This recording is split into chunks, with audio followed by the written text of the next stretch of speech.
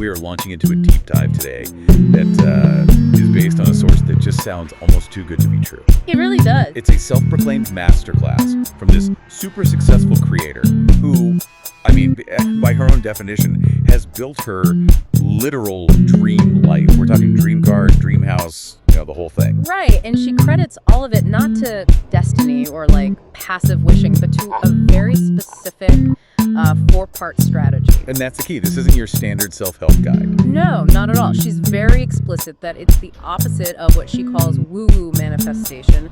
The source is this incredibly detailed anecdotal transcription of her personal formula. I love how she describes herself. She says she has a PhD in choose and dreaming. It's a great title, and that kind of audacity is really the core ingredient here. Seems like it. So our mission today is to break this formula down, to get past, the glitz of all the things she has, and focus on the framework underneath.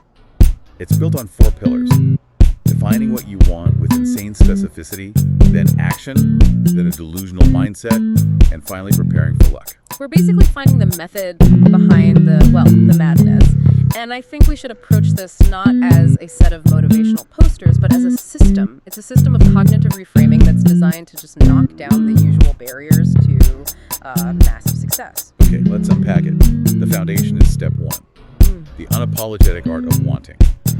And she starts with a pretty sharp critique of, modern ambition. Yeah, she argues the biggest hurdle isn't ability or even opportunity. It's a self-imposed constraint, specifically humility. Humility. That's not what you'd expect. No. The source says people are, quote, too afraid to even say their dream out loud. They think it's too much, or it's unrealistic, or they'll sound arrogant. But her whole point is that there's no prize for humility when you're chasing something huge. Exactly. And that just lands immediately, right? Because if you aren't willing to even claim the dream, you're definitely not going to be willing to work for it. Right. But she demands more than just saying it. She demands hyper-specificity. You can't just want to be, successful. No, not at all. You have to want it very specifically.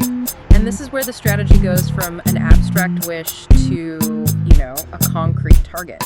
For her dream house, she wasn't just thinking a nice place. She was saving Zillow boards, right? Zillow boards. Knowing the street address years in advance, picturing the exact chandelier for the entryway. I mean, she was planning a decade out. And her vision boards aren't just, mood collages. She said they include the specific color of a handbag and the actual link to buy it. Right. The desire has to be, in her words, unwavering and totally non-apologetic. She even quotes William Blake to really hammer home that you need this grand, fierce commitment. So when we step back from that, what's the mechanism here? What's the point of being that specific? Well, what's fascinating is that it functions as a behavioral tool. Right. When a goal is big and abstract, like, I want financial freedom, it's just paralyzing. Your brain has no idea where to start. Total analysis paralysis. Exactly. But when you narrow it down to, say, the exact $75 pair of shoes or that specific street in LA, it becomes tangible. You can actually map a path backward. It eliminates the overwhelm. You go from how do I get rich to what's the very first tiny thing to get that chance. Precisely. And that transition from just visualization to anchoring it in the real world leads right into the next part, the action. Because if you just stop at the vision board, you're back in that woo-woo territory she was talking about. And she challenges that head on. She defines manifestation not as believing something will, fall out of the sky. Right. It's believing that the actions you're taking will actually work. She says the magic is purely in the work itself. I love the metric she uses for this, the seriousness test. She asks, if someone was spying on your days, would they believe that you were serious about your goals? It's such a powerful question, and her own life is the proof. For her jewelry business to hit these massive sales goals, she had to execute. I mean, waking up at 4 a.m. every day to pack orders herself, working tirelessly around the clock. So when the success came, it wasn't a surprise. It felt earned. It felt inevitable. But that brings up the question, right? How do you bridge that huge gap between where you are, say, broke, and this massive goal? Yeah, how do you do that? It's all about breaking it down. She uses this great analogy about a 3-year-old who wants to be an astronaut. You tell them the steps, study hard, college, science, fitness tests, and to an adult, that sounds impossible. The kid just shrugs. The kid just shrugs and says, that's just 4 things. Wow, that reframes everything. It puts the focus on the daily process, not the giant outcome. And you can see it in her smaller goals, too. She talks about being a Postmates driver and wanting this specific pair of $75 shoes. strategy wasn't to, like, pray for the money. It was practical. It was just math. She realized she just needed to pick up one extra delivery every single day and put that cash aside. One extra delivery, that's it. It's a measurable, repeatable task. And after 2 weeks, she had the money. Exactly. So the dream is the wish, but the action is the spell. This kind of intense dedication, though, it needs a serious psychological buffer, which brings us to the wildest part of her formula. This is step 3, the secret ingredient. You have to be delusional. Yes, she argues you have to be delusional and insane and fully commit to the belief before the reality is there, because to get delusional things, you need a delusional mindset. Okay, but we have to define what she means by delusional, because I think that's where a lot of people might, check out. That's a great point. I mean, where does radical belief cross over into just being, irresponsible? What she's really describing is a form of cognitive reframing. It's based on what some people call the law of assumption. The core belief is that your external reality will eventually bend to you, instead of you always bending to fit it. So the delusion isn't about ignoring reality. It's about setting up an identity that comes before the reality. Exactly, and that identity fuels the action to close the gap. Look at her story about her apartment. When she was a Postmates driver, she genuinely believed she would live in the nicest building in LA. And she didn't just wish for it. No, she took action. She drove up to the building, walked in, and told the doorman, "I'm going to live here." And the punchline is, she lives there now. She lives there now, and it sounds impossible, but it shows that unwavering commitment. She talks about the lottery, too. Buying tickets every week, fully believing she would win, and when she didn't, she was genuinely confused. So it's not just hope, it's the active mental practice of expecting to succeed. You have to play to win. The outcome is assumed, not hoped for. She calls it practicing for the future reality. Like, practice it until you inhabit it. Much better way to put it. She did these, physical rehearsals, putting fake jewelry in real tissues around her apartment, just to normalize that. And fake marble. Walking on fake marble on her floors for years, until one day she was walking on the real thing in her dream.